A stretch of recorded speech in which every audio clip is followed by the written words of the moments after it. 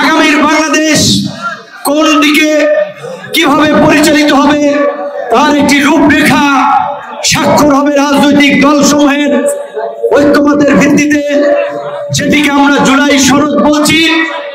বর্তমান সরকারের প্রধান উপদেষ্টার সভাপতিত্বে এবং তার নেতৃত্বে এই গণ অভ্যুত্থানের রাজনৈতিক দলসমূহকে নিয়ে একটি রাজনৈতিক দলিল বা সামাজিক চুক্তি বা সামাজিক সমঝোতা স্বাক্ষর হবে।